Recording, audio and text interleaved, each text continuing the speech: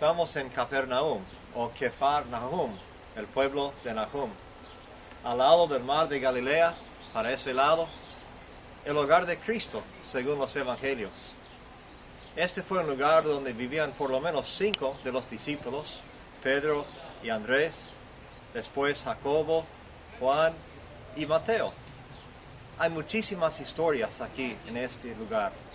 Algunos tienen la imagen quizás de Capernaum como un lugar pequeño, insignificante, un lugar remoto en el rincón del mundo, que Cristo hizo su ministerio en un lugar donde no era importante. Pero la verdad es que Capernaum era un pueblo bastante grande para ese tiempo. Tenían unas 2.500 personas que vivían aquí en el tiempo de Cristo. Es más, era uno de los centros de estudio judaico en el primer siglo. De hecho, las enseñanzas de los rabís de Capernaum formaban una gran parte del Mishnah, los comentarios sobre la ley de Moisés. Había más enseñanzas de estos rabís que enseñaban aquí que todos los demás rabís en todo el mundo judío combinado. Un lugar importante, quizás el Harvard o el Oxford de su día, una universidad realmente a nivel más alto. Jesús vivía aquí, pues. Era como hacer su ministerio en un centro de estudio importante, en un centro de influencia entre los judíos. Y vamos a ver que Cristo era un maestro experto, era respetado aquí en este lugar. Tenía cualidades y requisitos importantísimos para ser escuchado y respetado aquí. Vamos adentro, vamos a mirar varios lugares donde Cristo hizo partes de su ministerio. Ahora estamos dentro del pueblo de Capernaum. Y lo que ven aquí es la sinagoga de Capernaum. Aquí abajo ven piedras más o menos grises o negras de basalto, material que se formaba en los volcanes. Esos son los restos de la sinagoga del tiempo de Cristo. Cristo hubiera estado en una sinagoga hecha de piedras como esas. Arriba, estas piedras más blancas son los restos de la sinagoga del tercero o el cuarto siglo, pero sobre la misma base. Así que estamos en un lugar muy cerca de donde pisaba Cristo en su ministerio. Muchas veces habría estado aquí dentro de esta sinagoga y muchas veces vemos historias de los milagros y las enseñanzas que Él dio aquí. Vamos a seguir hablando y mirando lo que Cristo hizo en este pueblo. Estamos en la sinagoga de Capernaum y quiero describirles un poquito de lo que hay aquí, lo que era típico para una sinagoga del tiempo de Cristo. Ven que estamos en el lugar céntrico, el auditorio central, digamos, de la sinagoga, donde se sentaba la mayoría de los hombres. Arriba, alrededor, habría un balcón, donde se sentaban las damas, separadas de los hombres, como siempre. Detrás de mí ven una serie de columnas, y había de ambos lados. Detrás de eso el pasillo para caminar, y unas bancas atrás para que se sentara más gente ahí. También, mirando hacia el fondo, vemos que la sinagoga está orientada hacia el sureste, que en este caso es a Jerusalén. Siempre tratan de poner la entrada hacia Jerusalén. Y ven que hay 3 entradas realmente en este lugar. La gente entraba por las 2 puertas de afuera y dejaban vacía la del medio. ¿Por qué?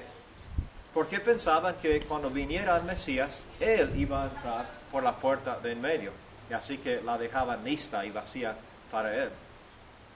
Había por lo menos 2 cosas más en cada sinagoga. Un bemá, que es el lugar donde el lector de la ley paraba para leer, y después el asiento de Moisés, donde el que exponía la ley se sentaba para hablar. Vemos que este es el caso con Cristo en Lucas 4. El día que Él se declara como el Mesías, dice que Él leyó el texto de Isaías, dio rollo a la persona que le atendía y después se sentó en el asiento para exponer. Y así se proclamó a sí mismo como el Mesías.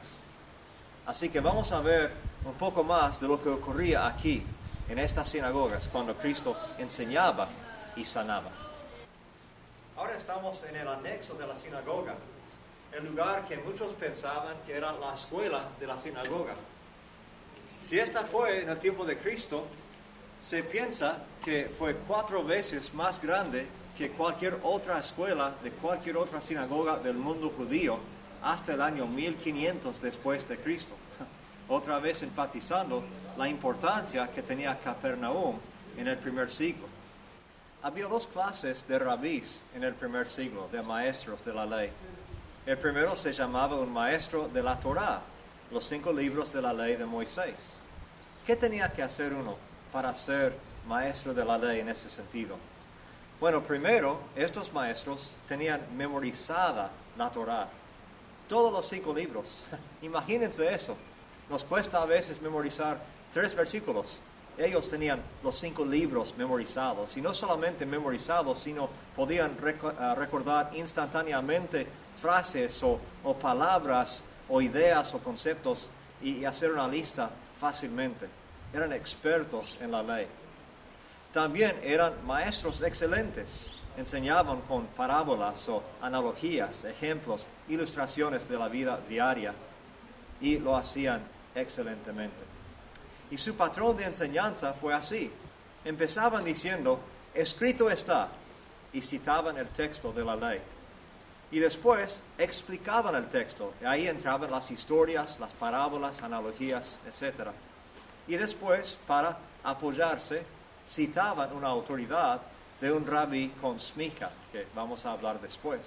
Y así, estos maestros podían comunicar las enseñanzas ya reconocidas y aprobadas de la comunidad. Pero ellos no podían enseñar cosas nuevas. Tenían que limitarse a las cosas ya enseñadas y aprobadas por los rabís más avanzados. No podían inventar algo nuevo, ni declarar una doctrina nueva de Dios. Tenían que trabajar dentro de los límites ya establecidos. Pero había otro tipo de rabí, el rabí con smicha. La palabra smicha en hebreo significa autoridad. Y ustedes ven que en los evangelios un punto principal de diferencia, de lucha entre Cristo y los fariseos, era la pregunta de autoridad. ¿De dónde sacas esa autoridad? ¿Quién te dio la autoridad para enseñar tal cosa? Se enojaban los fariseos, querían saber dónde había obtenido su autoridad. Bueno, ¿qué hacía un rabí con smicha? Bueno, primero, él tenía que memorizar no solamente la Torá, los 5 libros de Moisés, sino también el resto del Antiguo Testamento. Increíble. Todo el Antiguo Testamento memorizado y clavado. Podían enseñar y trabajar con eso como expertos. Segundo, por supuesto, eran maestros pero superiores a los demás, aún mejores que los maestros de la Torá. Y después, ellos podían enseñar nuevas doctrinas, nuevas interpretaciones. Y por eso su patrón de enseñanza es así. Escrito está, y citaban el texto, y después explicaban la nueva enseñanza. Decían cosas como, ustedes han escuchado que fue dicho, y así citaban. Pero yo les digo, esto les suena. Es justo como Cristo enseñaba en el Sermón del Monte. Ustedes han escuchado que no se debe cometer adulterio. Pero yo les digo que si un hombre mira a una mujer con codicia, ya está pecando en su corazón. Cristo agregaba una nueva interpretación de esa vieja ley. Y él podía hacer eso porque era un rabí con smicha. Así que vemos que al final del Sermón del Monte, Cristo estaba enseñando, y cuando terminó dice que la gente escuchaba y estaba asombrada. ¿Por qué? Porque enseñaba como uno que tenía autoridad, que tenía smicha. Cristo pues era un rabí con smicha, el rabí más avanzado de su tiempo, respetado, experto en la ley y en el resto del Antiguo Testamento. Qué bendición tener a un Señor así. Bueno, les doy un ejemplo en los Evangelios donde Cristo hablaba con los fariseos de esta smicha, esta autoridad. En Mateo 21, empezando en 23, dice, cuando Jesús llegó al templo, los principales sacerdotes y los ancianos del pueblo se le acercaron mientras enseñaba, diciendo, ¿con qué autoridad, smija, haces estas cosas? ¿Y quién te dio esta smija? Y respondiendo Jesús les dijo, yo también os haré una pregunta, que si me la contestáis, yo también os diré con qué smija hago estas cosas. ¿De dónde era el bautismo de Juan? ¿Del cielo o de los hombres? Y ellos discurrían entre sí diciendo, si decimos del cielo, él nos dirá, entonces, ¿por qué no le creíste? Y si decimos de los hombres, tememos a la multitud, porque todos tienen a Juan por profeta. Y respondiendo a Jesús, dijeron, no sabemos. Él a su vez les dijo, tampoco yo les diré con qué smija hago estas cosas. Bueno, dos detalles aquí. Vemos ya un ejemplo de la smija, la autoridad de Cristo. Es un punto importante para los judíos. Pero también vemos una pista acerca de dónde provenía esa smija para Cristo.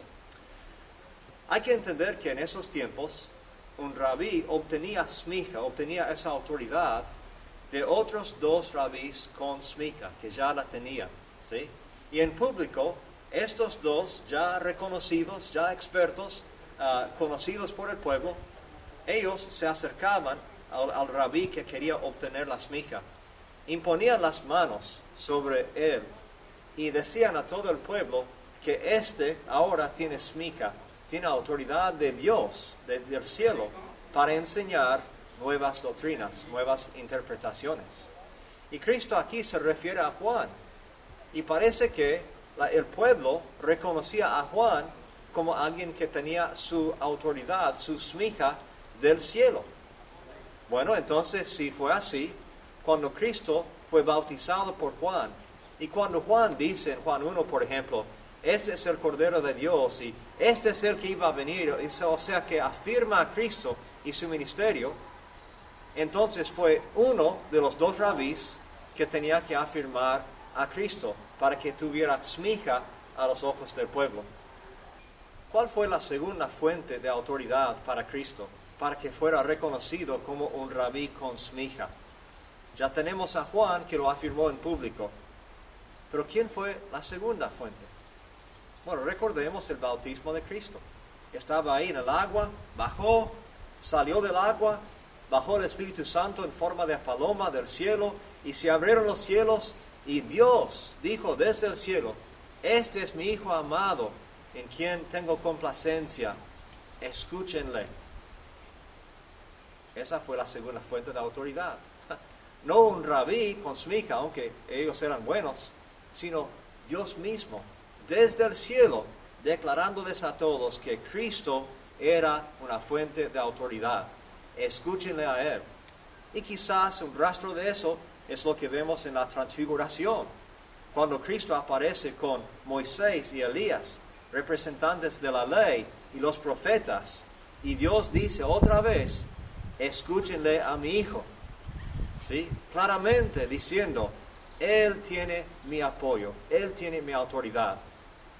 Así que Cristo estaba aquí, en Capernaum, el centro de pensamiento judío en ese siglo, reconocido como un rabí excepcional, y el único rabí que tenía smija de Dios directamente. Vamos a seguir aprendiendo, pues, de este rabí, y vamos a ver qué hizo aquí. Estamos en la entrada de la sinagoga ahora. Y quería seguir hablando un momento más de los rabís con smija, como era Cristo. Eran ellos que tenían discípulos. Generalmente en ese entonces, los que querían estudiar con un rabí con smija, tenían que aplicar para estudiar con él. Era un honor alto y no todos podían hacerlo. De hecho, tenían que tener memorizado ya casi la mitad del Antiguo Testamento para poder ser considerados como posibles alumnos. Aplicaban y después el rabí decidía si iba a aceptarlos o no. En el caso de Cristo vemos algo diferente, algo único, que en vez de recibir las aplicaciones, Él salió y buscó a sus propios discípulos, los eligió, y en Juan 15 les recuerda a ellos que Él los eligió ¿Por qué es importante eso? Porque Él les decía con eso que ellos podían seguirle y ser como Él. Y la meta principal de un seguidor de un rabí con smicha era ser exactamente como Él. Era imitarlo totalmente, aprender lo que Él sabía, caminar con Él, estar cubierto con su polvo, cenar con Él, hasta ir al baño o cerca donde iba al baño para estar con Él cuando saliera, para que escucharan la oración que hacía después de salir. Era aprender de todo, ser un rabí como Él. Esa fue la meta para los discípulos de Cristo. Una de las cosas que hizo Cristo en Capernaum era sanar al paralítico. ¿Se acuerdan de la historia que cuando enseñaba a Cristo, algunos amigos del paralítico lo trajeron a una casa donde Jesús estaba? Dice que había tantas personas que tuvieron que subir al techo para poder bajar el hombre en su camilla al suelo de donde estaba Cristo. Vemos aquí unas escaleras de una casa grande y podemos ver la casa a la derecha también.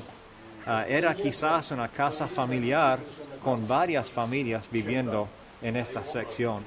Y estos son del primer siglo también. Aquí podemos ver, pues, cómo los amigos subieron por las escaleras, abrieron el techo y bajaron a su amigo para que fuera sanado. Aquí tenemos el lugar donde la tradición y muchos estudiosos dicen que es la casa de Pedro. Esta casa fue mencionada en Lucas 4. Cuando Cristo había salido de la sinagoga, dice que fue a la casa de Pedro, donde estaba su suegra. Y aquí en esta casa, Cristo le sanó a la suegra. Es interesante ver que en Lucas, la palabra que usa es que reprendió la fiebre y fue sanada. Casi como si fuera un espíritu de enfermedad que tenía la suegra de Pedro. David, you have to walk, be quiet because they are recording. Bueno, según esto, según Lucas 4, después de sanar a la suegra de Pedro, pues mucha gente vino a esta puerta para ser sanada. Se calcula que en el tiempo de Cristo quizás la cuarta parte de la población de Palestina estaba enferma en cualquier momento. Entonces Cristo fue una bendición, fue un centro médico para ellos. Y esa noche dice que sanó a toda la gente que vino a la puerta, incluyendo echando algunos demonios de algunas personas. Mateo 18 dice, en aquel momento se acercaron los discípulos a Jesús, aquí en Capernaum, diciendo, ¿quién es entonces el mayor en el reino de los cielos? Y él, llamando a un niño, lo puso en medio de ellos, y dijo, en verdad os digo que si no os convertís y os hacéis como niños, no entraréis en el reino de los cielos. Así pues, cualquiera que se humille como este niño, ese es el mayor en el reino de los cielos. Pero sigue Cristo con algo interesante. Y el que reciba a un niño, como este en mi nombre, a mí me recibe. Pero al que haga tropezar a uno de estos pequeñitos que creen en mí, mejor le sería que le colgaran al cuello una piedra de molino de las que mueve un asno y que se ahogara en lo profundo del mar. Ay del mundo por sus piedras de tropiezo, porque es inevitable que vengan piedras de tropiezo, pero ay de aquel hombre por quien viene el tropiezo. Ahora ven en el fondo el mar de Galilea. Sigan conmigo aquí. Estamos en el medio de Capernaum. Y tenemos aquí una piedra de molino. Miren lo grande que es. Quizás Cristo estaba al lado de una mujer que tenía su piedra de molino moliendo el grano para cocinar ese día. Y quizás Cristo decía, miren, si ustedes causan a uno de estos pequeñitos a pecar, si se caen por ustedes, pues sería mejor para esa persona tener esa piedra de molino colgada sobre su cuello y echado al mar, ahí. Una ilustración aquí mismo, esa piedra a ese mar. Hay que recordar también que muchos en el tiempo de Cristo creían que el mar no era un océano lindo en que uno podía nadar y disfrutar, divertirse, sino que era quizás la puerta al infierno. Otro nombre para el mar en esos días era el abismo. Y esperando al fondo del abismo era el infierno. Básicamente, lo que Cristo decía aquí es que si ellos causaban a un pequeño a tropezar, iba a ser mejor ir directamente al infierno. ¡Qué fuerte! Y nos hace pensar en la importancia de los débiles, de los pequeños para Cristo. Podemos sacar un principio espiritual aquí. Por supuesto, Cristo amaba a los niños, eran muy especiales para Él. Pero Cristo tiene la misma actitud, el mismo corazón tierno acerca de cualquier persona débil, espiritualmente, físicamente, lo que sea la causa. Y nosotros como cristianos, como personas, debemos respetarles y mostrarles la misma compasión y amor que Cristo nos quiere, nos exige aquí en este caso. Y si causamos a uno de ellos a tropezar y a caer, es una ofensa seria. No le agrada a Cristo. Por eso habla Pablo en Romanos 14 acerca de no hacer tropezar al hermano, que nunca más va a comer carne, por ejemplo, si hará tropezar a un hermano. Dice, ¿por qué vas a hacerle tropezar a un hermano comiendo algo? ¿Por qué le vas a hacer tropezar cuando Cristo murió por él? Vas a echar a perder la obra de Cristo y no podemos ni queremos hacerlo. Hermanos, pensemos con cuidado en cómo hablamos, cómo enseñamos, cómo tratamos a los demás, con amor, con compasión, sin juzgarlos, siempre apoyando y sosteniéndolos. Y así vamos a complacerle a Cristo, estará contento con nosotros y no terminaremos en el abismo. Estamos en Capernaum, mirando hacia el mar de Galilea en el trasfondo. Ven un poco más cerca muchas casas de ese tiempo que se hicieron con la misma piedra que vimos en la sinagoga del primer siglo. Les invito a que se imaginen conmigo cómo era en el tiempo de Cristo. Por supuesto, casas completas. Pero como este fue el lugar que Cristo consideraba su hogar, muchos milagros ocurrieron aquí. El milagro de levantar de los muertos a la hija de Jairo. El milagro de sanar al siervo del centurión a una distancia, solamente con una palabra. El milagro de la mujer con el flujo de sangre, que le tocó la franja de su túnica y fue sanada por su fe. Ya mencionamos el milagro del paralítico. El milagro cuando tuvieron que pagar el impuesto de la ley y Cristo mandó a Pedro a pescar un pescado y ahí en esa boca del pez encontró lo suficiente para pagar los impuestos. Tantos milagros aquí. Y a mí me gusta usar la imaginación aquí, pensando que si estas casas son del primer siglo, y las son, Cristo estaba aquí. ¿En cuántas de estas casas cenó Cristo? ¿Cuál era la casa de Mateo, el cobrador de impuestos, que era discípulo de Cristo? ¿Cuál la casa de Jairo, donde había fiesta, me imagino, después de que fue resucitado de los muertos? ¿Dónde estaba la casa del paralítico que vino a ser sanado aquí? Quizás una de estas mismas. Entonces este fue el hogar de Cristo, la base de operaciones de su ministerio. Pero ¿por qué vino a esto? Había una mujer aquí hablando con nosotros antes y ella dijo, tan lindo está aquí, qué fresco, qué bello. ¿Por qué quiso Jesús ir a Jerusalén a meterse en problemas allá? ¿Y por qué? ¿Vino aquí Cristo a divertirse, a vivir una vida, a ser carpintero, albañil, a ser bueno con la gente? Bueno, a hacer todo eso sí, pero tenía una misión mucho más importante. Dijo Cristo mismo, no vine a ser servido, sino a servir y a dar mi vida como rescate para muchos. Y a eso vino. Empezó su ministerio aquí, lo terminó en la cruz de Jerusalén.